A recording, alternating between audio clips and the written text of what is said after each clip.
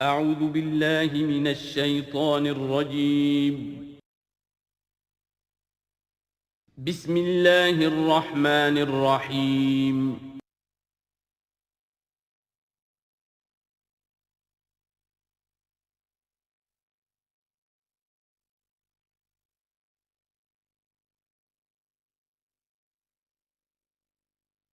نحمده ونصلي على رسوله الكريم اما بعد فاعوذ بالله من الشیطان الرجیم بسم اللہ الرحمن الرحیم لیس البر ان تولوا وجوهکم قبل المشرق والمغرب۔ یہ آیت قرآن مجید کی اس اعتبار سے عظیم ترین آیت ہے۔ نیکی کی حقیقت کیا ہے، اس کی جڑ کیا ہے، بنیاد کیا ہے، اس کی روح کیا ہے، اس کے مظاہر کیا ہیں۔ مظاہر میں اولین شے کون سی ہے، ثانین کون سی ہے، ثالثاً کون سی ہے، اور اس پر ایک پورا علم الاخلاق جو قرآن کا ایک مکمل کتاب تصنیف کی جا سکتی ہے۔ ایتھکس، قرآنک ایتھکس کے لیے یہ آیت ایک یوں سمجھیے کہ جڑ اور بنیاد ہے۔ لیکن یہ سمجھ لیں کہ یہ آیت یہاں آئی کیوں ہے۔ پس منظر میں وہی تحویل قبلہ ابھی ہے۔ تحویل قبلہ کے 4 رکوع 15، 16، 17، 18 یہ تو سالڈ ہے۔ اس سے پہلے 14ویں رکوع میں آیت تھی للہ المشرق والمغرب فأینما تولوا فثم وجہ اللہ۔ ادھر بھی پھر اتنی آیتیں چھوڑ کر پھر یہی لیس البر ان تولوا وجوہکم قبل المشرق والمغرب۔ نیکی یہی نہیں ہے کہ تم اپنے چہرے مشرق اور مغرب کی طرف پھیر دو۔ یہ نہیں کہا یہ نیکی نہیں ہے، نیکی یہی نہیں ہے، یہ بھی نیکی ہے۔ جو ظاہر ہوگا نیکی کا وہ بھی نیکی ہے، لیکن اصل شے اس کا باطن ہے۔ باطن صحیح ہے، نیک ہے تو حقیقت میں نیکی نیک ہے، ورنہ نہیں۔ وَلَٰكِنَّ الْبِرَّ، بلکہ نیکی تو اس کی ہے۔ اب یہاں سے شروع ہوا جو نیکی کی جڑ ہے، بنیاد ہے۔ مَنْ آمَنَ بِاللَّهِ وَالْيَوْمِ الْآخِرِ وَالْمَلَائِكَةِ وَالْكِتَابِ وَالنَّبِيِّينَ۔ سب سے پہلے ایمان، تاکہ تصحیح نیت ہو جائے۔ یہ جو ایمان لائے اللہ پر، یعنی جو نیکی کر رہا ہے صرف اللہ سے اجر کا طالب ہے۔ والیوم الآخر، اور قیامت کے دن پر کہ اس کا کوئی اجر دنیا میں نہیں، صرف آخرت میں مطلوب ہے۔ ورنہ آدمی سوداگری کرے، دکانداری کرے، کپڑا بیچے، کچھ اور بیچے، دین تو نہ بیچے۔ دین کا کام کر رہا ہے تو اس کے لیے سوائے اخروی نجات کے اور سوائے اللہ کی رضا کے کوئی اور شے مقصود نہ ہو۔ والملائکۃ والکتاب والنبیین، اور ایمان لایا فرشتوں پر اور کتابوں پر اور انبیاء پر۔ یہ تینوں مل کر ایک یونٹ بنتے ہیں۔ فرشتہ لایا دین، کتاب بن گئی، اور انبیاء پر آئی وہ کتاب۔ ایمان بالرسالت کا تعلق نیکی کے ساتھ یہ ہے کہ نیکی کا ایک مجسمہ تمہارے سامنے رہے، آئیڈیل، اسوہ۔ ایسا نہ ہو کہ اونچ نیچ ہو جائے۔ نیکیوں میں بھی ایسا ہوتا ہے، کوئی جذبات میں ایک طرف کو نکل گیا، کچھ جذبات میں ایک طرف کو نکل گیا۔ اس گمراہی سے بچنے کی ایک ہی شکل ہے کہ ایک مجسمہ مکمل، ایک اسوہ کاملہ سامنے ہو جس میں معتدل ہو تمام چیزیں، اور وہ ہمارے لیے اسوہ کاملہ محمد الرسول اللہ کی شخصیت ہے۔ نیکی کے ظاہر کے لیے ہم انہیں معیار سمجھیں گے، جو شے جتنی ان کی سیرت میں ہے اس سے زیادہ نہ ہو، اس سے کم نہ ہو۔ کوشش یہ ہو، آئیڈیل یہ ہو کہ بالکل انسان حضور صلی اللہ علیہ وسلم کے اسوہ کاملہ کی پیروی کرے۔ وَلَٰكِنَّ الْبِرَّ مَنْ آمَنَ بِاللَّهِ وَالْيَوْمِ الْآخِرِ وَالْمَلَائِكَةِ وَالْكِتَابِ وَالنَّبِيِّينَ وَآتَى الْمَالَ عَلَىٰ حُبِّهِ ذَوِي الْقُرْبَىٰ وَالْيَتَامَىٰ وَالْمَسَاكِينَ وَابْنَ السَّبِيلِ، اور دیا اس نے مال، یا دے وہ مال اس کی محبت کے علی الرغم، علی حبہ اللہ کی طرف نہیں ہے، علی حب المال، علی الرغم مال محبوب ہے پھر بھی وہ خرچ کر رہا ہے، ذوی القربہ قرابت داروں پر، والیتامہ یتیموں پر، والمساکین محتاجوں پر، وابن السبیل مسافر پر، والسائلین اور مانگنے والوں پر، وفی الرقاب اور لوگوں کی گردنیں چھڑانے میں۔ گویا کہ نیکی کے مظہر میں اولین مظہر یہ ہے انسانی ہمدردی۔ اگر یہ نہیں ہے تو نیکی نہیں ہے۔ عبادات کے انبار لگے ہوں اور دل میں شقاوت ہو، انسان کو حاجت میں دیکھ کر دل نہ پسیجے، کسی کو تکلیف میں دیکھ کر تجوری کی طرف ہاتھ نہ بڑھے حالانکہ تجوری میں مال موجود ہو، تو وہ دین کی روح سے بالکل خالی ہے۔ یا آپ سورہ آل عمران میں پڑھیں گے لن تنالوا البر حتى تنفقوا مما تحبون، تم نیکی کے مقام کو پہنچ ہی نہیں سکتے جب تک کہ خرچ نہ کرو اس میں سے جو تمہیں پسند ہے۔ جس سے طبیعت گھبرا گئی، اکتا گئی، کپڑے میں جو بوسیدہ ہو گئے وہ دے دیے، حاتم طائی کی قبر کو لات مار دی، وہ نہیں، جو شے پسند ہے اگر اس میں سے نہیں دیتے تو نیکی کو پہنچ بھی نہیں سکتے، تمہیں ہوا بھی نہیں لگے گی۔ وَأَقَامَ الصَّلَاةَ وَآتَى الزَّكَاةَ، دیکھیے نماز اور زکوٰۃ اب آ رہے ہیں، یہ ہے حکمت دین کہ ایک ہے روح دین، وہ ہے ایمان، اور جو اس کے مظاہر ہے، مظہر اول انسانی ہمدردی، نمبر دوم ہے پھر نماز اور زکوٰۃ، اور یہاں زکوٰۃ کو علیحدہ ذکر کیا ہے، اور اس آیت کا حضور نے حوالہ دیا ان فی المال لحقا سوى الزکاۃ۔ دیکھو کچھ لوگوں نے سمجھا بس ہم نے زکوٰۃ نکال دی تو حق ادا ہو گیا پورا، بڑی بے وقوفی ہے، مال میں حق ہے زکوٰۃ کے سوا بھی۔ اور اب آپ نے یہ آیت پڑھی، دیکھو اس آیت میں کیا ہے، زکوٰۃ کا تذکرہ بعد میں ہو رہا ہے، وَآتَ الْمَالَ عَلَىٰ حُبِّهِ ذَوِي الْقُرْبَىٰ وَالْيَتَامَىٰ وَالْمَسَاكِينَ وَابْنَ السَّبِيلِ وَالسَّائِلِينَ وَفِي الرِّقَابِ وَأَقَامَ الصَّلَاةَ وَآتَى الزَّكَاةَ۔ اس کی کیا حکمت ہے کہ ایمان کو تر و تازہ رکھنے کے لیے نماز ہے، اقم الصلاۃ لذکری، اور انسانی ہمدردی میں مال خرچ کرنے کے جذبے کو پروان چڑھانے کے لیے، برقرار رکھنے کے لیے زکوٰۃ ہے۔ اتنا تو دو نا کم سے کم، بوتل کا منہ تو کھلے، کارک تو نکلے اس کا، اگر بوتل کا کارک نکل جائے گا تو شاید اس میں سے کچھ شربت اور بھی نکل آئے، تو زکوٰۃ ہے تو کارک کے مانند 2.5% ہے، کیا ہے، لیکن یہ کہ اس سے پھر کچھ اور بھی نکلے گا۔ جو زکوٰۃ بھی نہیں دیتا اس نے کیا کرنا؟ وَالْمُوفُونَ بِعَهْدِهِمْ إِذَا عَاهَدُوا، اور وہ کہ جو اپنے عہد کو پورا کرنے والے ہیں جب کوئی عہد کر لیں۔ سب سے بڑا عہد اللہ سے کیا، لَسْتُ بِرَبِّكُمْ قَالُوا بَلَىٰ، پھر عہد شریعت کا ہے کہ جو ہم نے کیا اللہ کے ساتھ، پھر آپس میں جو بھی معاہدے ہو جائیں، اور معاملات انسانی سارے کے سارے معاہدات کی شکل میں، شوہر اور بیوی کا معاملہ بھی ایک معاہدہ ہے، marriage is a social contract, شوہر کی ذمہ داریاں ہیں، اس کے فرائض ہیں، بیوی کی ذمہ داریاں اس کے فرائض ہیں، شوہر کے حقوق ہیں، بیوی کے حقوق ہیں، پھر جو بھی امپلائر امپلائی ریلیشن شپ ہے معاہدہ ہے، کانٹریکٹ ہے، جو ہمارا آپ کا پولیٹیکل سسٹم ہے وہ بھی معاہدوں کے اوپر مبنی ہے، بڑا بزنس جو ہے وہ کانٹریکٹ میں چلتا ہے۔ تو اگر ایک چیز پیدا ہو جائے کہ جو عہد کر لیا ہے اسے پورا کرنا ہے تو ساری اسٹریم لائننگ ہو جائے گی تمام معاملات کی۔ وَالْمُوفُونَ بِعَهْدِهِمْ إِذَا عَاهَدُوا وَالصَّابِرِينَ فِي الْبَأْسَاءِ وَالضَّرَّاءِ وَحِينَ الْبَأْسِ، اور خاص طور پر صبر کرنے والے فقر و فاقہ میں، جنگ کی حالت میں اور تکلیف میں۔ یعنی ایک نیکی ہے بدھ مت کے بھکشوؤں کی نیکی، ایک نیکی یہ ہے، یہ نیکی باطل کو چیلنج کرتی ہے، یہ نیکی خانقاہوں تک محدود نہیں ہوتی، یہ نیکی صرف انفرادی سطح تک محدود نہیں رہتی، جو نیکی اللہ چاہتا ہے وہ یہ ہے کہ اب باطل کا سر کچلنے کے لیے میدان میں آؤ، اور جب باطل کا سر کچلنے کے لیے میدان میں آؤ گے تو خود بھی تکلیفیں اٹھانی پڑیں گی۔ صحابہ کرام کو بھی جانیں دینی پڑی ہیں، سینکڑوں صحابہ نے جام شہادت نوش کیا، تو آخری چوٹی کیا ہے؟ گویا کہ سمم بونم جس کو کہتے ہیں ایتھکس کے اندر، کہ اس نظریہ اخلاق میں سب سے اونچی منزل کون سی ہے، وہ سمم بونم جو ہے اسلام کا، وَالصَّابِرِينَ فِي الْبَأْسَاءِ وَالضَّرَّاءِ وَحِينَ الْبَأْسِ وَلَا تَقُولُوا لِمَنْ يُقْتَلُ فِي سَبِيلِ اللَّهِ أَمْوَاتٌ بَلْ أَحْيَاءٌ وَلَٰكِن لَا تَشْعُرُونَ۔ وہ آیت یاد کر لیجیے، اولئک الذین صدقوا، یہ ہیں لوگ جو سچے ہیں، دعوت و نیکوکاری کا بہت شوق ہے، یہ ہیں وہ لوگ کہ جو سچے ہیں، واولئک ھم المتقون، اور یہی حقیقت میں متقی ہیں۔ تمہارے ذہنوں میں کوئی اور نقشے بیٹھے ہوئے ہیں، کوئی لباس ہے، وضاقتہ ہے، بس یہ بڑا متقی آدمی ہے، تقویٰ اس کا نام ہے۔ یعنی یہ پوری انسانی شخصیت کا ایک ہیولہ ہے، ایک پوری انسانیت کا ایک فرد کا نقشہ کھینچ دیا گیا، کیریکٹر کا، اس کے اندر روح ایمان اور خارج میں اس ترتیب کے ساتھ دین کی یہ تقاضے اور نیکی کے یہ مظاہر موجود ہیں۔ اللہم ربنا اجعلنا منہم، اللہم ربنا اجعلنا منہم۔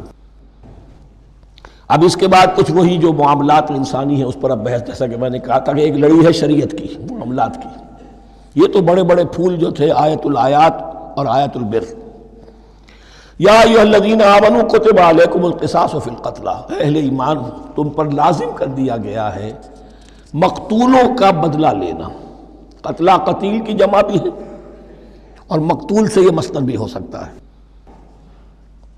کہ تمہارے لیے یعنی اس معاملے میں سہل انگاری صحیح نہیں ہے۔ انسانی تمدن کی جڑ کٹتی ہے جب کسی معاشرے کے اندر انسان کا خون بہانا عام ہو جائے، تمدن جس کی جڑ کٹ جائے گی، تو قصاص تم پر واجب ہے۔ یا ایھا الذین آمنوا کتب علیکم القصاص فی القتلی الحر بالحر والعبد بالعبد والانثى بالانثى، ایک آزاد کی جگہ آزاد ہی قتل کیا جائے گا۔ آزاد میں قتل کیا ہے تو ظاہر بات ہے وہ آزاد ہی اس کی جگہ قتل ہوگا، یہ نہیں وہ کہے میرا غلام لے جاؤ، میرے 2 غلام لے لو، نہیں، والعبد بالعبد، اور عبد کی جگہ عبد ہی ہوگا، جس نے قتل کیا وہی قتل کیا جائے گا، والانثى بالانثى، اور اگر قتل کرنے والی عورت ہے تو وہ عورت ہی قتل ہوگی۔ اس میں چونکہ وہاں بہت سے رواج مختلف تھے، بہت سے معیار بھی مختلف تھے، اگر اوسی خزرجی کو قتل کر دے تو 1/3 خون بہا، 3 گنا خون بہا، اور خزرجی اوسی کو قتل کرے تو 1/3 خون بہا، یہ ان کا قانون تھا۔ اسی طرح یہ کہ آزاد میں اور غلام میں فرق تھا، لیکن ہماری شریعت میں اگرچہ یہ طویل بڑا مضمون ہے اور اس میں کافی فقہا کے اقوال ہیں مختلف، لیکن امام ابو حنیفہ رحمۃ اللہ علیہ کا قول یہی ہے کہ تمام مسلمان آپس میں کفو ہیں، برابر ہیں، لہذا یہاں کوئی فرق نہیں کیا جائے گا قتل کے مقدمات میں۔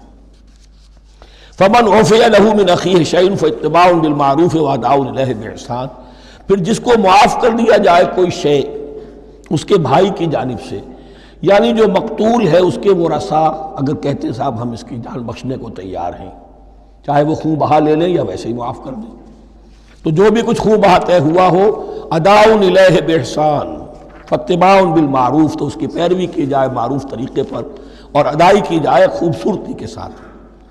ذالک تخفیف من ربکم ورحمہ، یہ تمہارے رب کی طرف سے تخفیف ہے، آسانی کی ہے اور رحمت ہے، اور اس کی رحمت ہونا بہت واضح ہے۔ اگر یہ شکل نہ ہو تو پھر قتل در قتل کا سلسلہ جو ہے وہ جاری رہتا ہے، لیکن اگر یہ ہو گیا کہ قاتل کو لا کے سامنے کھڑا کر دیا، لو بھائی اب تمہارے ہاتھ میں اس کی جان ہے، چاہو تو یہ قتل کر دیا جائے گا، چاہو احسان کرنا چاہو بخشنا چاہو ویسے ہی بخش دو، چاہو تو خون بہا لے لو۔ اس سے کیا ہوگا کہ وہ دشمنیوں کا جو دائرہ ہے وہ پھر سمٹ جاتا ہے، بڑھتا نہیں۔ اس میں بڑی رحمت ہے اللہ کی طرف سے۔ قانون جو ہے اسلام میں قتل کا، اس میں مدعی ریاست نہیں ہوتی۔ آج کل ہمارے ہاں غلطی یہ ہے، مدعی ریاست بن جاتی ہے۔ یہ مدعی ہوتا ہے یہاں پر جو بھی مقتول کے ورثاء ہیں، اور کسی کو صدر کو کیا، صدر کے باپ کو بھی اختیار نہیں ہے کہ کسی قاتل کو معاف کر دے۔ قاتل کو معاف کرنے کا جو اختیار ہے وہ صرف مقتول کے ورثاء کو ہے، کوئی صدر نہیں کر سکتا۔ ہمارے دستور میں ہے، پوری شرع پوری ایک شک موجود ہے۔ فمن اعتدی بعد ذلک فلہ عذاب علیم، اور جو اس کے بعد بھی حد سے تجاوز کرے گا تو اس کے لیے دردناک اور بہت بڑا عذاب ہوگا۔ وَلَكُمْ فِي الْقِصَاصِ حَيَاةٌ يَا أُولِي الْأَلْبَابِ لَعَلَّكُمْ تَتَّقُونَ، اور اے ہوش مندو قصاص میں زندگی ہے تمہارے لیے۔ ایک روحانی تصور ہے معاف کر دینا اچھا ہے، اسلام بھی کہتا ہے ان تعفوا وتصفحوا وتغفروا فإن اللہ غفور رحیم، لیکن قتل کے مقدمات میں سہل انگاری جو ہے وہ اچھی نہیں ہے، پیروی شدت کے ساتھ ہونی چاہیے تاکہ اس سے آگے قتل کا سلسلہ بند ہو۔ وَلَكُمْ فِي الْقِصَاصِ حَيَاةٌ يَا أُولِي الْأَلْبَابِ لَعَلَّكُمْ تَتَّقُونَ، تاکہ تم بچ سکو۔ اب کوتب علیکم دوبارہ آ گیا۔ یہ کوتبہ کے لفظ کو سمجھ لیجئے، جہاں بھی کوئی شے فرض کی جائے گی، لازم کی جائے گی، وہ کوتبہ ہے۔ اسی لیے شریعت کے لیے قرآن مجید میں جو لفظ ہے الکتاب، الکتاب اس معنی میں کہ اس میں شریعت خداوندی پوری کی پوری موجود ہے۔ کوتبہ کتب علیکم اذا حضر احدکم الموت ان ترک خیرا الوصیۃ للوالدین والاقربین بالمعروف، تم پر واجب کر دیا گیا، فرض کر دیا گیا، جب تم میں سے کسی کی موت کا وقت آ جائے، اگر وہ کوئی خیر مال چھوڑ رہا ہو، دولت چھوڑ رہا ہو، تو اس کے لیے فرض کر دیا گیا وصیت کرنا اپنے والدین کے حق میں اور رشتہ داروں کے حق میں انصاف کے ساتھ۔ ابھی چونکہ قانون وراثت نازل نہیں ہوا تھا، یہ ابتدائی قدم اٹھایا گیا۔ وہاں ہوتا یہ تھا جو آج بھی ہندوؤں میں ہوتا ہے، جو مر گیا اس کی ساری جائیداد کا مالک جو ہے بڑا بیٹا، چھوٹے بیٹے بھی نہیں، نہ بیٹیاں نہ بیوی، کچھ نہیں، تو سارا کا سارا مال جو ہڑپ کر جاتے تھے، کسی کو کچھ نہیں۔ یہاں یہ کہ اب پہلا ابتدائی حکم دیا گیا، لیکن یہ آیت منسوخ ہو جائے گی سورہ نساء میں جب پورا قانون وراثت آ گیا، تو اب یہ آیت منسوخ شمار ہوتی ہے۔ ناسخ وہ قانون وراثت ہے جو سورہ نساء کے دوسرے رکوع میں آئے گا۔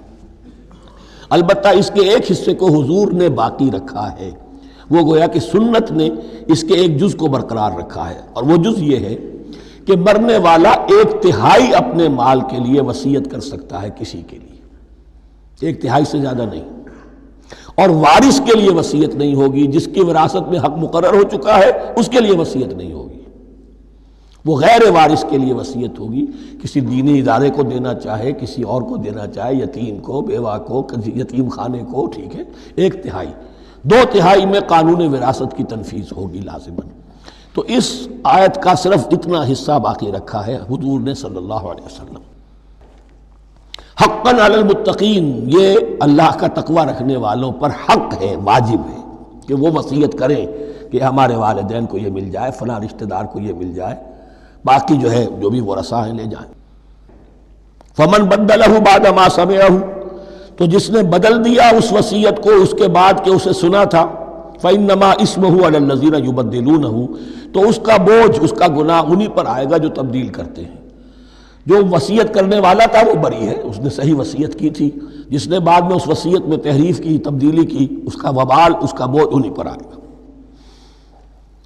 ان اللہ سمیع علیم، یقینا اللہ سب کچھ سننے والا اور جاننے والا ہے۔ فمن خاف من موص جنفا، اب اگر کسی کو اندیشہ ہوا کہ وصیت کرنے والے نے جانبداری برتی ہے، ٹھیک وصیت نہیں کی ہے، دیانتداری کے ساتھ اس کی رائے یہ ہوئی، او اسمن، یا گناہ اس نے کمایا ہے، فاصلح بینہم، اور اب ان کے مابین صلح کرا دی، ورثاء کو جمع کیا کہ بھائی وراثت تو یہ تھی، ان کی وصیت تھی، لیکن دیکھو اس میں یہ زیادتی والی بات ہے، اگر تم مطمئن ہو جاؤ، متفق ہو جاؤ تو اس میں اتنی تبدیلی کر دی جائے ان کے اتفاق سے، فلا اسم علیہ، تو اس میں کوئی گناہ نہیں ہے، یعنی ایسی نہیں ہے یہ بات کہ اس کو وہ سینکشن اور سینکٹیٹی حاصل ہو گئی ہے، تقدس، کہ اب اس میں کوئی تبدیلی نہیں ہو سکتی، باہمی مشورے سے اور اچھے جذبے سے، اصلاح کے جذبے سے وصیت میں تغیر ہو سکتا ہے۔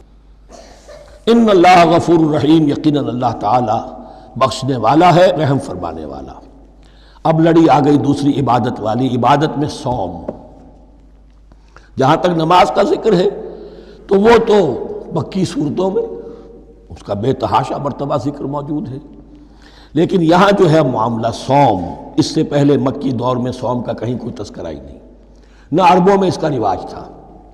یہ لفظ بھی عربی زبان میں تھا گھوڑوں کے لیے، گھوڑے روزہ رکھتے تھے، رکھتے کیا تھے بیچارے، انہیں رکھوایا جاتا تھا، کیونکہ عربوں کا جو معاملہ تھا وہ لوٹ مار، غارت گری، اور اس کے لیے انہیں چاہیے تیز رفتار سواری، جاؤ حملہ کرو، لوٹو مارو اور بھاگو۔ اونٹ جو ان کی فضا اور ان کے ماحول کے لیے مناسب تھا، وہ زیادہ تیز دوڑ نہیں سکتا، اپنی اس ضرورت کے لیے گھوڑا چاہیے تھا۔ گھوڑے میں عرب کا سخت موسم برداشت کرنے کی عادت نہیں، نازک جانور ہے، وہ پیاسا تو نہیں رہ سکتا 7 دن تک جیسے کہ اونٹ رہ سکتا ہے، بھوکا نہیں رہ سکتا، وہ لو کے تھپیڑے نہیں برداشت کر سکتا، لہذا عرب اس کو رکھواتے تھے روزہ، کھانا پینا بند کیا اور اس کے جو ہے منہ کر کے کھڑے ہو گئے جب گرم تیز ہوا چل رہی ہے، خود تو اپنے آپ کو لپیٹ لیا اپنے گھتنے میں، گھترا کہلاتا ہے وہ جو بھی کپڑا اوپر ہوتا ہے، اور وہ اس گھوڑے کو جو ہے وہ ساری آگ اس پر برس رہی ہے تاکہ اس میں عادت پیدا ہو جائے جھیلنے کی، برداشت کرنے کی، تو جنگ کے موقع پر کہیں یہ دغا نہ دے جائے، اگر یہ ہمت ہار گیا تو اس کا تو کیا کیا جائے گا، تو اصل میں سوار ہے جو مارا گیا۔ یہ روزہ ان کے ہاتھ تھا، لیکن جب حضور آئے مدینے میں تو یہاں یہود میں روزے کا رواج تھا، وہ ایک تو عاشورہ کا روزہ رکھتے تھے، اس لیے کہ وہ تاریخ تھی جس میں کہ نجات ملی تھی بنی اسرائیل کو فرعونیوں سے۔ پہلے یہ کہ ہر مہینے میں 3 روزے، اب اگر 30 کے 30 روزے ایک ہی مہینے میں فرض کر دیے گئے ہوتے اور وہ ہوتے جون جولائی کے تو جان نکل جاتی، بہترین تدبیر یہ کی گئی ہر مہینے میں، اور یہ موسم سارے آ رہے ہیں اس میں۔ پھر کچھ عرصے کے بعد یہ رمضان کا روزہ فرض کیا گیا۔ پہلا جو روزہ تھا 3 دن کا، اس میں یہ بھی تھی اجازت کہ جو اگر جب مسافر نہیں ہے، بیمار بھی نہیں ہے، طاقت رکھتا ہے روزہ رکھنے کی، پھر بھی روزہ نہ رکھے تو اس کا فدیہ یہ ہے کہ ایک مسکین کو کھانا کھلائے۔ علی الاطلاق تھا یہ۔ جب رمضان کے روزے کی فرضیت ہو گئی تو اب یہ فدیہ نہیں ہے، البتہ حضور نے اس کو باقی رکھا ایسے شخص کے لیے جو بہت بوڑھا ہے، یا کوئی خاتون بہت بوڑھی ہے برداشت نہیں کر سکتی، یا کوئی بیمار ہے، کسی سخت ایسی بیماری میں ہے کہ روزہ اس کے لیے جان کے لیے ہلاکت کا اندیشہ ہو سکتا ہے، اس کے لیے فدیہ برقرار رکھا۔ عام طور پر صحت مند شخص جو مسافر بھی نہ ہو اس کے لیے یہ رعایت ختم ہو گئی۔ یہ ہے ان آیات کی تعبیر جس پر میں پہنچا ہوں، اور بہت پہلے پہنچ گیا تھا، لیکن چونکہ اکثر مفسرین نے یہ بات نہیں لکھی ہے تو میں جھجکتا رہا، لیکن بعد میں مجھے معلوم ہوا کہ مولانا انور شاہ کاشمیری رحمۃ اللہ علیہ کی رائے یہی ہے، تو مجھے اعتماد ہو گیا، اور پھر مجھے اس کا ذکر جو ہے یہ تفسیر کبیر میں امام راضی کے ہاں بھی مل گیا کہ متقدمین کے ہاں یہ رائے موجود تھی کہ پہلی دو آیتیں جو ہیں اس روزے سے متعلق یہ رمضان کے روزے سے متعلق نہیں ہیں، بلکہ وہ 3 ہر مہینے کی 13، 14 اور 15 ایام 20 کے روزے حضور نے بعد بھی رکھے ہیں نفلاً، لیکن شروع میں یہ 3 روزے رکھنے کا حکم دیا گیا تھا۔ پہلی 2 آیتیں اس 6 آیتوں پر مشتمل رکوع، اور یہ ایک عجیب مقام ہے۔ قرآن مجید کے احکام بہت دفعہ ہے، نماز کے احکام قرآن میں بہت دفعہ ہیں، کہیں وضو کا ہے، کہیں تیمم کا ہے، کہیں اور نماز خوف کا ہے، مختلف جگہوں پر، لیکن صوم کی عبادت پر یہ 6 آیات کامل ہیں، مکمل ہیں، اس کی حکمت، اس کی غرض و غایت، اس کے احکام سب کے سب اس میں آ گئے۔ اب پہلی 2 آیتیں کون سی ہیں؟ یا ایھا الذین آمنوا کتب علیکم الصیام کما کتب علی الذین من قبلکم لعلکم تتقون، اے ایمان والو تم پر بھی فرض کیا گیا روزہ رکھنا جیسے کہ فرض کیا گیا تھا تم سے پہلوں پر، تاکہ تمہارے اندر تقویٰ پیدا ہو جائے۔ وہ جنگ کے لیے کرواتے تھے گھوڑوں کو تیار، تمہیں تقویٰ کے لیے اپنے آپ کو تیار کرنا ہے، بھوک کو قابو میں رکھ سکو، شہوت کو قابو میں رکھ سکو، پیاس کو برداشت کر سکو۔ اللہ کی راہ میں جنگ کے لیے تمہیں نکلنا ہوگا، اس میں بھوک بھی آئے گی، پیاس بھی آئے گی، اپنے آپ کو تیار کرو جہاد کے لیے۔ اور یہ بات واضح ہو جائے گی، اگلے رکوع سے قتال کی بحث شروع ہو جائے گی۔ روزے کی یہ گفتگو ہو رہی ہے تمہیداً قتال کے لیے، جیسے گھوڑوں کو تیار کیا جاتا تھا، صوم رکھوایا جاتا تھا قتال کے لیے۔ ایام معدودات، گنتی کے چند دن ہیں، یہ گویا کہ ثبوت ہے اس کا کہ یہ 2-3 دن سے زیادہ، معدود جو ہے وہ عربی زبان میں 9 سے زیادہ نہیں ہو سکتا۔ معدودہ جب آئے گا، ایام معدودات، یہ جمع جو ہے جمع قلت کہلاتی ہے، معدودات، معدودہ بڑی سے بڑی رقم ہو سکتی ہے، لیکن معدودات جمع قلت ہے۔ گنتی کے چند روز ہیں، فمن کان منکم مریضا، ان میں بھی یہ رعایت ہے کہ جو تم میں سے بیمار ہو، او علی سفر، یا سفر پر ہو، فعدۃ من ایام اخر، تو وہ تعداد پوری کر لے دوسرے دنوں میں۔ وعلی الذین یطیقونہ، اور جو اس کی طاقت رکھتے ہوں، فدیۃ طعام مسکین، وہ فدیہ دیں، ایک مسکین کا کھانا کھلانا۔ ان آیات کی تفسیر میں جیسا کہ میں نے عرض کیا مفسرین کے بہت سے اقوال ہیں، اب میں اس کی بحث میں نہیں جا سکتا، جو میں نے اپنے مطالعے کے بعد رائے قائم کی ہے میں صرف وہی بیان کر رہا ہوں کہ اس وقت، اور یہ امام راضی کے الفاظ ہیں کہ یہ فرضیت علی التعیین نہیں تھی بلکہ علی التخییر تھی۔ فرض تو ہے روزہ، لیکن اس کا بدل بھی دیا جا رہا ہے، اگر تم نہیں رکھنا چاہتے تو تم ایک مسکین کو کھانا کھلا دو۔ تو گویا کہ تدریجاً انہیں لانا تھا، چونکہ اس بات کے وہ پہلے سے عادی نہیں تھے۔ فمن تطوع خیرا فهو خیر اللہ، اور جو اپنی جی سے، اپنی مرضی سے خیر کرنا چاہے تو اس کے لیے خیر ہے، روزہ بھی رکھے اور مسکین کو کھانا بھی کھلائے، دونوں کام کرے، تو اس میں کوئی رکاوٹ تو نہیں، اس کے لیے بہتر ہوگا۔ وَأَن تَصُومُوا، اور دیکھو اگر روزہ رکھو، خَيْرٌ لَكُمْ إِن كُنتُمْ تَعْلَمُونَ، یہ تمہارے لیے بہتر ہے اگر تم جانو۔ اب یہاں بھی ایک طرح کی رعایت کا انداز ہے۔ اب آ رہی ہیں 2 آیتیں جو خاص رمضان کے روزے سے متعلق ہیں، حکمت اور غرض و غایت۔ پھر ایک آیت طویل آئے گی احکام، اور پھر ایک آیت آئے گی لٹمس ٹیسٹ۔ یہ 6 آیتیں۔ شہر رمضان الذی انزل فیہ القرآن، رمضان کا مہینہ وہ ہے جس میں قرآن نازل کیا گیا۔ ھدی للناس وبینات من الھدی والفرقان، لوگوں کے لیے ہدایت، اور ہدایت کے بھی روشن بینات باتیں، والفرقان، اور حق و باطل میں فرق کر دینے والی چیز۔ فمن شہد منکم الشہر، تو جو کوئی بھی پائے اس مہینے کو، یا جو شخص بھی مقیم ہو اس مہینے میں، مسافر نہ ہو، فلیصم، اس پر لازم ہے کہ روزہ رکھے۔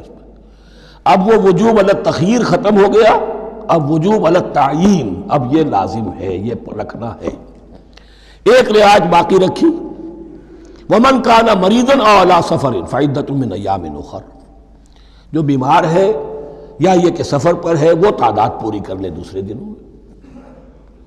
یرید اللہ بکم الیسر ولا یرید بکم العسر، اللہ تمہارے ساتھ آسانی چاہتا ہے، سختی نہیں چاہتا۔ یہ لوگ اپنے اوپر سختیاں جھیلتے ہیں، شدید جو ہے سفر کے اندر بھی روزہ رکھے ہوئے، حالانکہ یہاں اجازت دی ہوئی ہے۔ یہ بلکہ حضور نے ایک مرتبہ ایک سفر میں کافی سرزنش کی، کچھ ایک جہاد اور قتال پہ نکلے تھے، لیکن کچھ لوگوں نے اس سفر میں بھی روزہ رکھ لیا۔ نتیجہ یہ ہوا کہ سفر کے بعد جہاں منزل میں اب جا کر خیمے لگانے تھے وہ نڈھال ہو کر گر گئے، جن لوگوں کا روزہ نہیں تھا انہوں نے پھر وہ خیمے لگائے، منزل کا کام کیا۔ تو حضور نے فرمایا کہ لیس من البر الصیام فی السفر، روزے رمضان اس میں سفر میں روزہ رکھنا کوئی نیکی کا کام نہیں ہے۔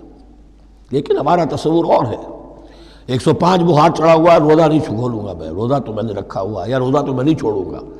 حالانکہ جہاں رعایت اللہ کی ہے اس رعایت سے فائدہ نہ اٹھانا ایک طرح کا کفران نعمت ہے۔ وَلِتُكْمِلُوا الْعِدَّةَ، لیکن تمہیں عدت اور تعداد اب پوری کرنی ہوگی۔ وہ جو تھی ایک رعایت کہ فدیہ دے کر فارغ ہو جاؤ، وہ نہیں ہے۔ وَلِتُكَبِّرُوا اللَّهَ عَلَىٰ مَا هَدَاكُمْ، اور تاکہ تم تکبیر کرو اللہ کی اس پر کہ جو اس نے ہدایت تمہیں عطا فرمائی۔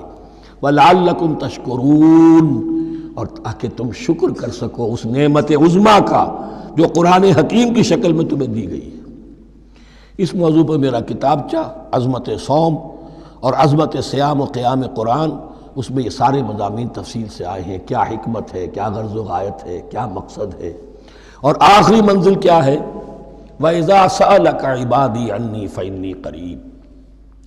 مطلوب تو یہ ہے کہ تمہارا جو یہ جسم حیوانی ہے یہ کچھ کمزور پڑے، روح ربانی جو تم میں پھونکی گئی ہے اسے تقویت حاصل ہو۔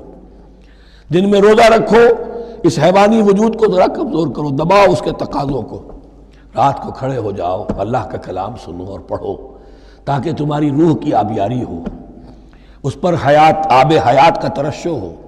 نتیجہ کیا نکلے گا؟ تمہارے اپنے اندر سے ایک پیاس ابھرے گی، وَإِذَا سَأَلَكَ عِبَادِي عَنِّي فَإِنِّي قَرِيبٌ، تقرب الی اللہ کا جذبہ پیدا ہوگا۔ تو اے نبی، جب میرے بندے، ایسے بندے آپ سے میرے بارے میں سوال کریں، ان کو بتا دیجئے میں قریب ہوں، دور نہیں ہوں۔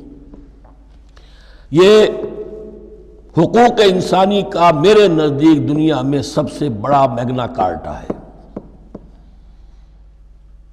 اللہ اور بندے کے درمیان کوئی فصل نہیں ہے، فصل اگر ہے تو تمہاری اپنی خباثت ہے، اگر تمہاری نیت میں فساد ہے، حرام خوری تو کرنی ہی کرنی ہے، تو اب کس منہ سے اللہ سے دعا کرو گے؟ پھر جاؤ گے کسی پیر کے پاس، آپ دعا کر دیجئے، یہ نذرانہ حاضر ہے؟ یہ طریقہ کیا ہے؟ انسان کا نفس حائل ہے اور کوئی نہیں، ورنہ ہم تو مائل بے کرم ہیں، کوئی سائل ہی نہیں، راہ دکھنا ہے کسی رہنوی منزل ہی نہیں، کوئی پوپ نہیں، کوئی پنڈت نہیں، کوئی پادری نہیں، کوئی پیر نہیں، کوئی نہیں، جب چاہو اللہ سے ہم کلام ہو جاؤ۔ اس سے بڑا حق کیوں خالق و مخلوق میں حائل رہے پردے؟ پیران کلیسا کو کلیسا سے اٹھا دو، میرا ہر بندہ جب چاہے جہاں چاہے مجھ سے ہم کلام ہو جائے۔ ہاں شرط ہے اس کی، وہ شرط آگے آ رہی ہے، اجیب دعوت الداعی اذا دعان، میں تو ہر پکارنے والے کی پکار سنتا ہوں، اور سنتا نہیں، جواب دیتا ہوں، اور صرف جواب نہیں دیتا، قبول کرتا ہوں۔ اجابت میں یہ تینوں چیزیں موجود ہیں۔ اور اذا دعان، جہاں مجھے پکارے جب پکارے، there and then میں موجود ہوں۔ لیکن شرط کیا ہے؟ فَلْيَسْتَجِيبُوا لِي، انہیں بھی تو میرا کہنا ماننا چاہیے، یہ یک طرفہ بات نہیں ہوگی۔ فَاذْكُرُونِي أَذْكُرْكُمْ، تم مجھے یاد رکھو گے تو میں تمہیں یاد رکھوں گا، یہ دو طرفہ معاملہ ہے۔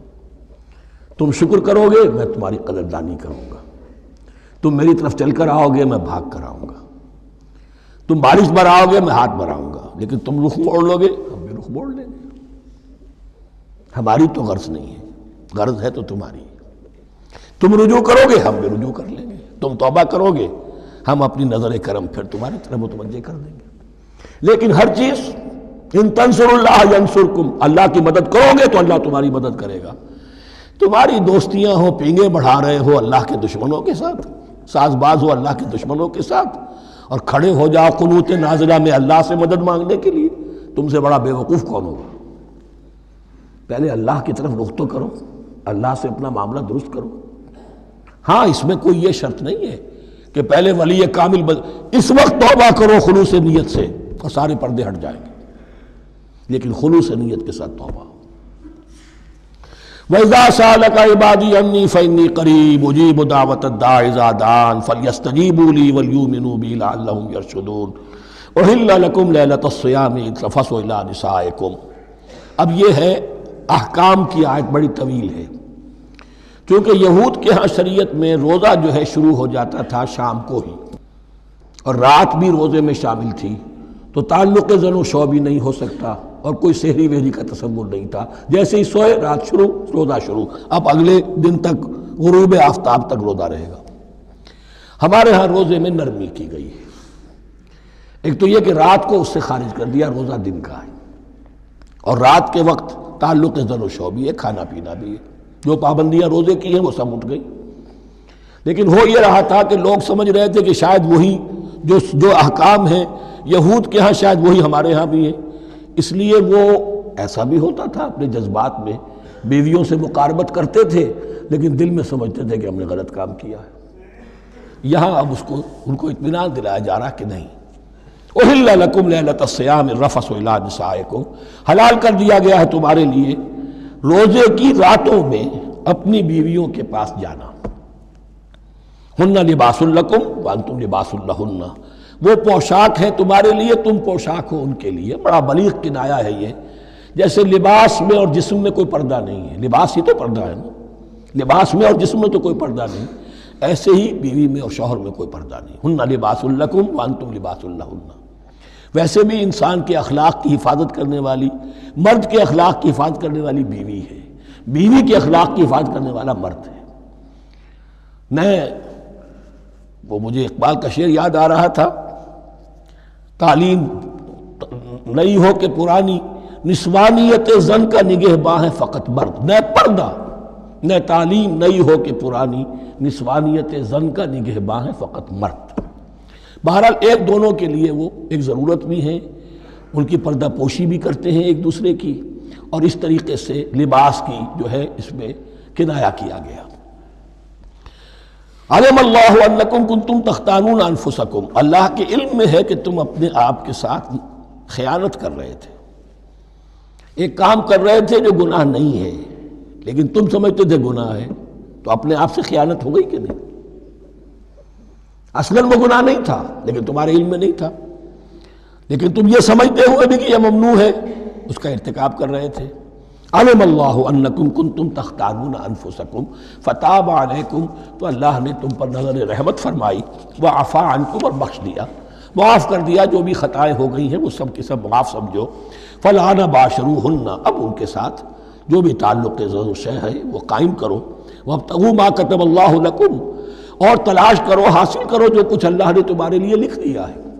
کیا لکھ دیا ہے؟ ایک تو اولاد، تعلق زن و شو میں، اور ایک سکون ہے کہ جو اللہ تعالیٰ نے اس میں رکھا ہے، لِتَسْكُنُوا إِلَيْهَا. قرآن مجید میں یہ الفاظ آئے، ایک تسکین ہے، سکون ہے. اعصاب کا تناؤ جو ہے وہ اس کے بعد جو ہے اس کے اندر ایک سکون کی کیفیت پیدا ہو جاتی ہے.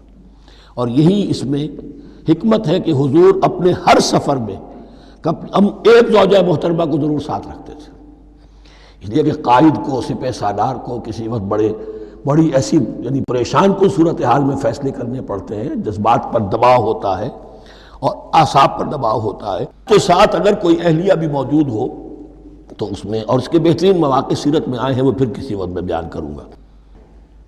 وَابْتَغُوا مَا كَتَبَ اللَّهُ لَكُمْ وَكُلُوا وَاشْرَبُوا حَتَّى يَتَبَيَّنَ لَكُمُ الْخَيْطُ الْأَبْيَضُ مِنَ الْخَيْطِ الْأَسْوَدِ مِنَ الْفَجْرِ، اور کھاؤ اور پیو یہاں تک کہ واضح ہو جائے تمہارے لیے سفید دھاری فجر کی سیاہ دھاری سے، یعنی یہ پاؤں پھٹنے کے لیے استعارہ ہے کہ جب سفیدہ نمایاں ہوتا ہے ایک لکیر کی طرح، پاؤں پھٹ گئی، اس وقت تک کھانے پینے کی چھوٹ ہے، سحری جو ہے آپ کر سکتے ہیں، بلکہ کلو واشربو، کھاؤ اور پیو، اور اس کی حدیث میں تاکید آئی ہے، اور یہ بھی فرمایا ہمارے اور یہود کے روزے کے مابین سحری جو ہے وہ فرق ہے، تسحروا فإن فی السحور برکہ، سحری ضرور کیا کرو اس لیے کہ سحری میں برکت ہے۔ ثم اتموا الصیام الی اللیل، پھر رات تک روزے کو پورا کرو۔ اب رات تک میں اکثر فقہا کے نزدیک غروب آفتاب مراد ہے، اہل تشیع اس سے ذرا آگے جاتے ہیں کہ رات کا لفظ آیا ہے تو ذرا اور غروب آفتاب پر چند منٹ گزر جائے، لیکن ہمارے اہل سنت کے ہاں غروب آفتاب جو ہے وہی گویا کہ یہ اس کی غایت ہے۔ وَلَا تُبَاشِرُوهُنَّ وَأَنْتُمْ عَاكِفُونَ فِي الْمَسَاجِدِ، لیکن یہ رعایت جو تمہیں دی جا رہی ہے اس میں ایک استثناء ہے، جب تم معتکف ہو مسجدوں میں تو پھر اپنی بیویوں سے کوئی تعلق قائم نہ کرو۔ وَلَا تُبَاشِرُوهُنَّ، مت ان سے مباشرت کرو، وَأَنْتُمْ عَاكِفُونَ فِي الْمَسَاجِدِ، جبکہ تم مسجدوں میں اعتکاف میں ہو، آخری عشرے میں جو اعتکاف ہوتا ہے۔ تِلْكَ حُدُودُ اللَّهِ فَلَا تَقْرَبُوهَا، یہ اللہ کی حدود ہے، ان کے قریب مت جاؤ۔ بعض جگہ پر آتا ہے فلا تعتدوها، ان حدود کو عبور نہ کرو، ان سے تجاوز نہ کرو۔ تو حرام تو یہی شے ہوگی کہ حدود سے تجاوز کیا جائے، لیکن احتیاط اس میں ہے to keep at a safe distance, ذرا دور رہو۔ آخری حد تک چلے جاؤ گے تو اندیشہ ہے کہ کہیں اس حد کو کراس نہ کر جاؤ۔ فلا تقربوها، اللہ کے حدود سے ذرا ایک سیف ڈسٹینس کے اوپر رہنا ضروری ہے۔ کذالک یبین اللہ آیاتہ للناس، اسی طرح اللہ تعالیٰ واضح کرتا ہے اپنی نشانیاں لوگوں کے لیے، لعلہم یتقون، تاکہ وہ تقوی کی روش اختیار کر سکیں، بچ سکیں۔ اب وہ لٹمس ٹیسٹ والی آیت آ گئی، تقوی کا ٹیسٹ کیا ہے؟ روزہ اس لیے فرض کیا کہ تقوی پیدا ہو جائے، یہ سارے احکام تمہیں دیے جا رہے ہیں تاکہ تمہیں تقوی پیدا ہو جائے، ٹیسٹ کیا ہے؟ تقوی کا لٹمس ٹیسٹ عقل حلال، یہ نہیں ہے کوئی نیکی نہیں۔ وَلَا تَأْكُلُوا أَمْوَالَكُمْ بَيْنَكُمْ بِالْبَاطِلِ، اپنے مال آپس میں باطل طریقوں سے ہڑپ نہ کرو۔ وَتُدْلُوا بِهَا إِلَى الْحُكَّامِ، اور اپنے مال کو ذریعہ نہ بناؤ حکام تک پہنچنے کا، لِتَأْكُلُوا فَرِيقًا مِنْ أَمْوَالِ النَّاسِ بِالْإِثْمِ، تاکہ تم لوگوں کے مال کو ہڑپ کر سکو گناہ کے ساتھ، وَأَنْتُمْ تَعْلَمُونَ، اور تم اس کو جانتے بوجھتے کر رہے ہو۔ جو شخص اس معیار سے تو اس سے باز آ گیا وہ ہے متقی، یہ لسٹ پر ٹیسٹ ہے۔ ورنہ نمازوں کی تعداد، روزوں کی تعداد اور حرام کھانا تو تقویٰ نہیں۔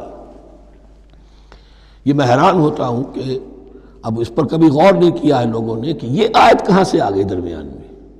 روزے کے احکام اور اس کے بعد قتال کے احکام بھی شروع ہوں گے، حج کے احکام شروع ہوں گے، یہ بیچ میں آیت۔ واقعہ یہ ہے کہ جیسے روزے کی حکمت کا نقطہ عروج کیا ہے، وَإِذَا سَأَلَكَ عِبَادِي عَنِّي فَإِنِّي قَرِيبٌ، روح انسانی میں ایک طلب پیدا ہو جائے تقرب اللہ کی۔ اسی طرح احکام صوم میں جو کلائمیکس ہے وہ یہ ہے، وَلَا تَأْكُلُوا أَمْوَالَكُمْ بَيْنَكُمْ بِالْبَاطِلِ وَتُدْلُوا بِهَا إِلَى الْحُكَّامِ لِتَأْكُلُوا فَرِيقًا مِنْ أَمْوَالِ النَّاسِ بِالْإِثْمِ وَأَنْتُمْ تَعْلَمُونَ۔ يَسْأَلُونَكَ عَنِ الْأَهِلَّةِ، اے نبی آپ سے پوچھ رہے ہیں چاند کی گھٹتی بڑھتی صورتوں کے بارے میں۔ قُلْ هِيَ مَوَاقِيتُ لِلنَّاسِ وَالْحَجِّ، کہہ دیجئے یہ لوگوں کے لیے ایک اوقات کا تعین ہے، کیلنڈر ہے، اور حج کے لیے۔ اب دیکھو آپ کو معلوم ہے کہ یہ اللہ تعالیٰ نے کیلنڈر لٹکا دیا ہے، معلوم ہو گیا یہ چاند پہلی تاریخ ہو گئی، کچھ دنوں کے بعد آپ نے دیکھا معلوم ہوتا ہے کہ اب ایک ہفتہ گزر گیا ہے، آدھا چاند ہو گیا ہے، 2 ہفتے ہو گئے، پورا چاند ہو گیا ہے، پھر نے گھٹنا شروع کیا۔ تو یہ گویا کہ لوگوں کے لیے اوقات کار کی تعین کے لیے، اور خاص طور پر سب سے اہم شے حج۔ اور یہ نوٹ کیجئے، صوم کے بعد حج، اور حج کے ساتھ قتال۔ حج وہ عبادت ہے جو ایک خاص جگہ پر ہو سکتی ہے، نماز ہر جگہ ہو سکتی ہے، روزہ ہر جگہ ہو سکتا ہے، عبادت اور ہر جگہ ہو سکتی ہے، اور زکوٰۃ ہر جگہ دی جا سکتی، حج تو وہی ہوگا۔ اور وہ تھا اس وقت زیر تسلط مشرکین کے، اور مشرکین کے تسلط سے نکالنے کے لیے قتال لازم تھا۔ اس قتال کے لیے صبر پہلے پیدا ہونا ضروری ہے۔ جو گھوڑوں کو روزہ رکھواتے تھے پہلے خود روزہ رکھو، یہ ترتیب ہے، ربط ہے۔ صوم کے احکام فوراً حج اور قتال کے احکام۔ یسألونک عن الأہلة قل هی مواقیت للناس والحج ولیس البر بأن تأتوا البیوت من ظہورها ولکن البر من اتقى۔ اور یہ کوئی نیکی نہیں ہے کہ تم گھروں میں ان کی پشت پر سے داخل ہو، بلکہ نیکی تو اس کی ہے جس میں تقوی ہے۔ یہ اصل میں ان کے ہاں ایک رواج تھا، کیونکہ حج تو ہو رہا تھا ایام جاہلیت میں بھی، اس کے مناسک کی بگڑی ہوئی شکلیں بھی موجود تھیں، کچھ ترمیمیں انہوں نے کر دی تھی، یہ حج تو تھا ان کا۔ وہ یہ کرتے تھے جب گھر سے مکے سے نکل گئے احرام باندھ کر، اب اگر کسی ضرورت سے گھر واپس جانا پڑ گیا تو سمجھتے تھے کہ احرام باندھ کر نکل آئے ہیں، اب دروازے سے تو نہیں جا سکتے، گھسیں گے کہیں پیچھے سے کہیں اوپر سے پھاند کر دیوار آئیں گے، اور اسے سمجھتے تھے بڑا تقویٰ ہے یہ۔ فرمایا یہ کوئی نیکی کی بات نہیں، یہ سرے سے نیکی نہیں۔ ولیس البر، یہ ہرگز نیکی نہیں ہے ان تأتوا البیوت من ظہورها کہ تم ان کے تم گھروں میں داخل ہو ان کے پچھواڑے سے، ولکن البر من اتقى۔ اب یہاں اس پوری آیت کو ذہن میں رکھ لیجئے، آیت البر کے آخر میں لفظ تھا اولئک هم المتقون ولکن البر من اتقى۔ گویا کہ وہ پورا تصور جو ہے یہاں پر جو آیا بر میں آ چکا ہے، اس کو اس لفظ کے حوالے سے اس پورے تصور کو پھر آپ کے ذہن میں تازہ کر دیا۔ وَأْتُوا الْبُيُوتَ مِنْ أَبْوَابِهَا، گھروں میں داخل ہو ان کے دروازوں سے، وَاتَّقُوا اللَّهَ لَعَلَّكُمْ تُفْلِحُونَ، اور اللہ کا تقوی اختیار کرو تاکہ تم فلاح پاؤ۔ وَقَاتِلُوا فِي سَبِيلِ اللَّهِ الَّذِينَ يُقَاتِلُونَكُمْ، لیجئے قتال آ گیا۔ اب یہ تیسری کڑی آ گئی نا، ایک لڑی عبادات کی، ایک لڑی معاملات کی، ایک لڑی انفاق کی، ایک لڑی قتال کی، یہ چوتھی کڑی ہے۔ وَقَاتِلُوا فِي سَبِيلِ اللَّهِ الَّذِينَ يُقَاتِلُونَ، اللہ قتال کرو اللہ کی راہ میں ان سے جو تم سے قتال کر رہے ہیں۔ وَلَا تَعْتَدُوا، لیکن حد سے تجاوز نہ کرو۔ ان اللہ لا يحب المعتدین، اللہ تعالی حد سے تجاوز کرنے والوں کو پسند نہیں کرتا۔ وَاقْتُلُوهُمْ حَيْثُ ثَقِفْتُمُوهُمْ، انہیں قتل کرو جہاں بھی پاؤ۔ وَأَخْرِجُوهُمْ مِنْ حَيْثُ أَخْرَجُوكُمْ، اور نکالو انہیں وہاں سے جہاں سے انہوں نے تمہیں نکالا ہے۔ مہاجرین کہاں سے نکالے گئے تھے؟ مکے سے۔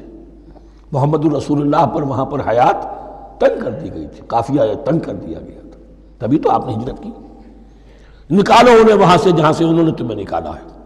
وَالْفِتْنَةُ أَشَدُّ مِنَ الْقَتْلِ، اور یہ خیال نہ رہے کہ قتل اور خون ریزی جو ہے تو بری بات ہے، فتنہ اس سے بھی زیادہ بری بات ہے۔ فتنہ کیا ہے؟ ایسے حالات جن میں کہ انسان اللہ خدائے واحد کی بندگی نہ کر سکے، اسے غلط کاموں پر مجبور کیا جائے، حرام خوری پر مجبور ہو گیا ہو، یہ سارے حالات فتنہ ہیں۔ تو قتل اور خون ریزی اتنی بری شے نہیں ہے جتنی فتنہ۔ والفتنة أشد من القتل ولا تقاتلوهم عند المسجد الحرام حتى يقاتلوكم فيه، ہاں مسجد حرام وہ چونکہ اسے تو امن کی جگہ بنا دیا گیا ہے، ان سے جنگ مت کرو مسجد حرام کے پاس جو بھی حرم کا علاقہ ہے، حتیٰ یقاتلوکم، یہاں تک کہ وہ خود تم سے قتال کریں اس میں۔ فَإِن قَاتَلُوكُمْ، پھر اگر وہ تم سے قتال کرتے جنگ کرتے ہیں، فَاقْتُلُوهُمْ، تو قتل کرو انہیں۔ كَذَلِكَ جَزَاءُ الْكَافِرِينَ، یہی بدلہ ہے کافروں کا۔ وَفَإِنِ انْتَهَوْا فَإِنَّ اللَّهَ غَفُورٌ رَحِيمٌ، اگر وہ بعد آ جائے تو اللہ غفور اور رحیم ہے۔ وَقَاتِلُوهُمْ حَتَّى لَا تَكُونَ فِتْنَةٌ وَيَكُونَ الدِّينُ لِلَّهِ۔ اب جب یہ جنگ کا مرحلہ شروع ہو گیا ہے دعوت محمدی کے سلسلے میں صلی اللہ علیہ وسلم، تو مسلمانوں جان لو، ایک دور تھا 12-13 برس تک تمہیں حکم تھا کفو ایدیکم، مارے کھاؤ ہاتھ نہ اٹھاؤ۔ اب یہ نیا دور آ گیا ہے، تمہاری دعوت و تحریک جو ہے وہ نئے دور میں داخل ہو گئی ہے۔ اب جب تمہاری تلواریں نیام سے باہر آ گئی ہیں، اب یہ نیام میں نہ جائیں جب تک کہ فتنہ بالکل ختم نہ ہو جائے اور دین اللہ ہی کے لیے ہو جائے، اللہ کا دین قائم ہو جائے۔ یہ آیت دوبارہ آئے گی اور زیادہ نکھری ہوئی شان کے ساتھ سورہ انفال میں، وَقَاتِلُوهُمْ حَتَّى لَا تَكُونَ فِتْنَةٌ وَيَكُونَ الدِّينُ كُلُّهُ لِلَّهِ، دین کل کا کل، جز نہیں۔ دین کی بالادستی پوری انسانی زندگی پر، انفرادی بھی اجتماعی بھی، اور اجتماعی کے بھی سارے پہلو، politico socio economic system totally وہ اللہ کے احکام کے تابع ہو. وَقَاتِلُوهُمْ حَتَّى لَا تَكُونَ فِتْنَةٌ وَيَكُونَ الدِّينُ لِلَّهِ فَإِنِ انْتَهَوْا فَلَا عُدْوَانَ إِلَّا عَلَى الظَّالِمِينَ. پھر اگر وہ باز آ جائیں، صلح چاہے تو ٹھیک ہے، پھر ظالموں کے اوپر جو ہے سوائے ظالموں کے کسی پر زیادتی جائز نہیں. الشہر الحرام بالشہر الحرام، حرمت والا مہینہ بدلہ ہے حرمت والے مہینے کا. والحرمات قصاص، اور حرمات کے اندر بھی بدلہ ہے. فَمَنِ اعْتَدَىٰ عَلَيْكُمْ فَاعْتَدُوا عَلَيْهِ بِمِثْلِ مَا اعْتَدَىٰ عَلَيْكُمْ. تو جو کوئی بھی تم پر زیادتی کرتا ہے، دست درازی کرتا ہے، تو تم بھی اس کے خلاف کارروائی کرو، اقدام کرو جیسے کہ اس نے تم پر زیادتی کی. وَاتَّقُوا اللَّهَ، اور اللہ کا تقوی اختیار کرو. وَاعْلَمُوا أَنَّ اللَّهَ مَعَ الْمُتَّقِينَ، اور یہ جان لو کہ اللہ ساتھ ہے متقیوں کے، یعنی اللہ کی تائید، نصرت، اس کی مدد آئے گی اہل تقوی کے. اب دیکھیے وہ تیسری کڑی یہاں بہت چھوٹی سی آئی ہے، قتال کی ذرا زیادہ بڑی کڑی آ گئی ہے اور یہ چھوٹی سی کڑی آ رہی ہے. قتال کے لیے لازم ہے انفاق بھی. جنگ کیسے ہوگی اگر فوج کے لیے ساز و سامان نہ ہو، رسد کا اہتمام نہ ہو، ہتھیار نہ ہو، سواریاں نہ ہو، کیسے ہوگی جنگ؟ وَأَنفِقُوا فِي سَبِيلِ اللَّهِ وَلَا تُلْقُوا بِأَيْدِيكُمْ إِلَى التَّهْلُكَةِ. خرچ کرو اللہ کی راہ میں اور مت ڈالو اپنے آپ کو اپنے ہاتھوں ہلاکت میں. یعنی اللہ کا دین اس وقت اسے احتیاج ہے، وہ پیسہ چاہتا ہے. جیسے حضور نے تبوک کے موقع پر عام اپیل کی اور آپ اپنے مال کو لے کر بیٹھے ہوئے ہیں، تو گویا کہ آپ نے اپنے آپ کو ہلاکت میں خود ڈال دیا. یہ انفاق ہے، جہاد بالمال. وَأَنفِقُوا فِي سَبِيلِ اللَّهِ وَلَا تُلْقُوا بِأَيْدِيكُمْ إِلَى التَّهْلُكَةِ وَأَحْسِنُوا إِنَّ اللَّهَ يُحِبُّ الْمُحْسِنِينَ. اور احسان کی روش اختیار کرو، دین کے اندر بھی خوبصورتی پیدا کرو، دین میں بہتر سے بہتر مقام حاصل کرنے کی کوشش کرو. ہمارا معاملہ کیا، دنیا میں آگے سے آگے اور دین میں پیچھے سے پیچھے. دین میں یہ دیکھیں گے اس سے کم پر گزارا ہو سکتا ہو، کوئی اور شے ہو کہ جس میں اس سے کم سے بھی بات پوری ہو جائے، دین میں یہ ہوگا. اور دنیا میں آگے سے آگے ہے جستجو کہ خوب سے ہے خوب تر کہاں. تو اگر یہ جستجو دنیا میں ہے، اس سے بڑھ کر دین میں ہونی چاہیے. فاستبقوا الخیرات، نیکیوں میں ایک دوسرے پر بازی لے جانے کی کوشش کرو. وَأَنفِقُوا فِي سَبِيلِ اللَّهِ وَلَا تُلْقُوا بِأَيْدِيكُمْ إِلَى التَّهْلُكَةِ وَأَحْسِنُوا، اور احسان کی روش اختیار کرو. ان اللہ یحب المحسنین، یقیناً اللہ تعالی محسنین کو، ان لوگوں کو کہ جو درجہ احسان پر فائز ہو جائیں، محبت کرتا ہے، انہیں پسند کرتا ہے. یہ حدیث جبرائیل اگر ذہن میں ہو تو 3 درجے ہیں، جیسے میں نے آج بتایا آپ کو. وَنَحْنُ لَهُ مُسْلِمُونَ وَنَحْنُ لَهُ عَابِدُونَ وَنَحْنُ لَهُ مُخْلِصُونَ. 3 درجے دوسرے ہیں، اسلام، ایمان، احسان. اخبرنی عن الاسلام، اخبرنی عن الایمان، اخبرنی عن الاحسان. احسان کیا ہے؟ ان تعبد اللہ کانک تراہ فإن لم تکن تراہ فإنہ یراک. یہ سارے کام جو دین کے لیے کیے جا رہے ہوں، عبادت ہے، جہاد ہے، قتال ہے، ایسی کیفیت میں، ایسے اخلاص کے ساتھ، گویا کہ تم اپنی آنکھوں سے اللہ کو دیکھ رہے ہو. اور اگر تم اللہ کو نہیں دیکھ رہے تو کم سے کم یہ کیفیت تو تمہاری ہو جائے کہ تمہیں مستحضر رہے کہ اللہ تمہیں دیکھ رہا ہے.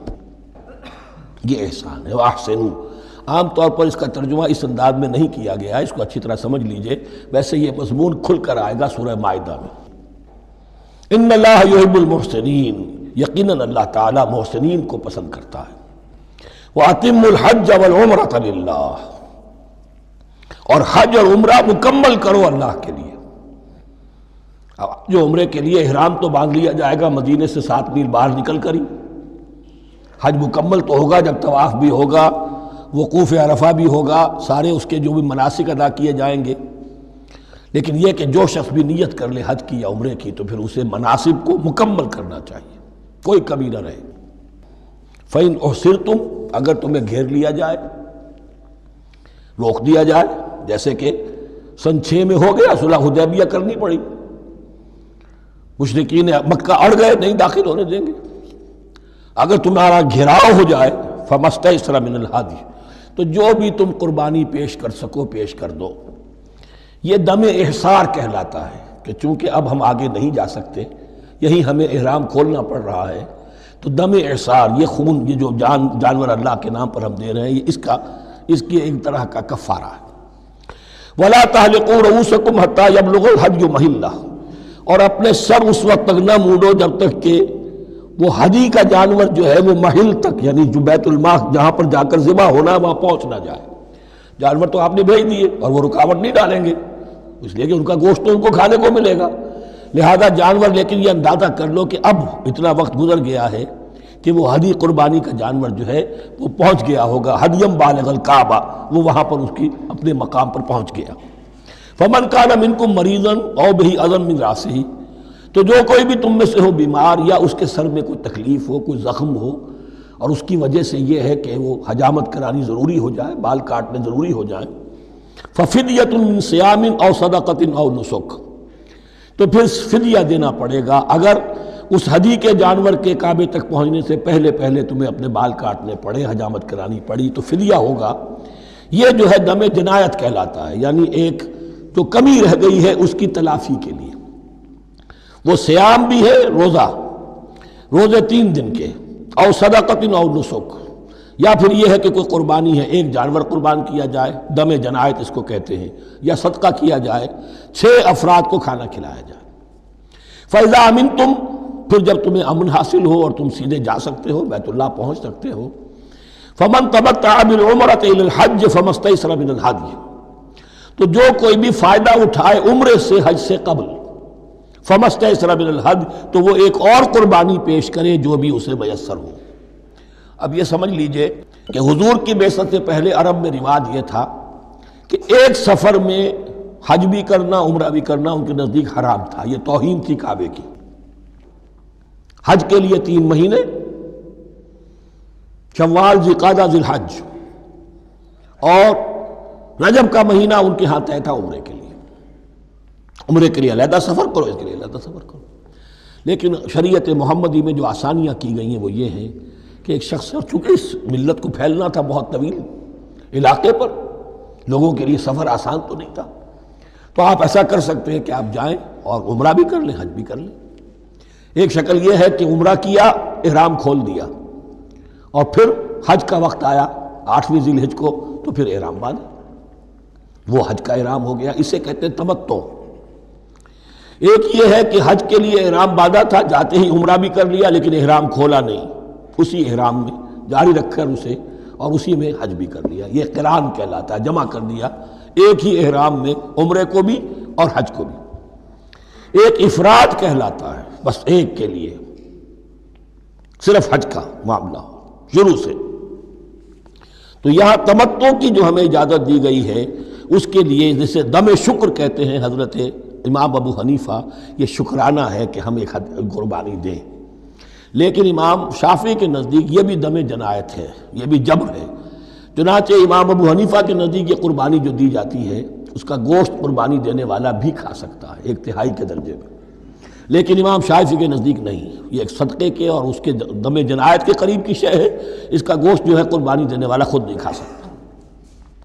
فَمَن لَّمْ يَجِدْ، اب اگر کسی کے پاس نہیں ہے یہ ہدیہ پیش کرنے کو، فَصِيَامُ ثَلَاثَةِ أَيَّامٍ فِي الْحَجِّ، تو اب اس پر لازم ہے کہ حج میں 3 روزے رکھے، 7ویں، 8ویں اور 9ویں ذی الحج کو روزہ رکھے غیر ایام حج میں۔ 10ویں کا روزہ نہیں ہو سکتا، وہ عید کا دن ہے، یوم النحر ہے۔ وَسَبْعَةٍ إِذَا رَجَعْتُمْ، اور 7 روزے رکھو جب کہ تم واپس چلے جاؤ، اپنے گھروں میں جا کر 7 روزے رکھو۔ تِلْكَ عَشَرَةٌ كَامِلَةٌ، یہ 10 روزے ہوں گے مکمل۔ ذَلِكَ لِمَن لَّمْ يَكُنْ أَهْلُهُ حَاضِرِ الْمَسْجِدِ الْحَرَامِ، لیکن یہ رعایت کہ حج اور عمرہ ایک ہی سفر میں کر لیا جائے اور ایک ہی احرام میں کر لیا جائے یا 2 احراموں میں کیا جائے، یا یہ کہ ان دونوں کو جمع کرنے کی شکل جو ہے، یہ ایک رعایت ہے کن کے لیے؟ ذَلِكَ لِمَن لَّمْ يَكُنْ أَهْلُهُ حَاضِرِ الْمَسْجِدِ الْحَرَامِ، جس کے اہل و عیال مسجد حرام کے قریب نہیں رہتے، دور سے آ رہے ہیں، تو ظاہر بات ہے کہ ان کے لیے رعایت ہوگی۔ واتقوا اللہ، اللہ کا تقوی اختیار کرو، وَاعْلَمُوا، اور جان لو، ان اللہ شدید العقاب، یقیناً اللہ تعالیٰ سزا دینے میں بھی بہت سخت ہے۔ بارک اللہ لی ولکم فی القرآن العظیم ونفعنی وإیاکم بالآیات والذکر الحکیم۔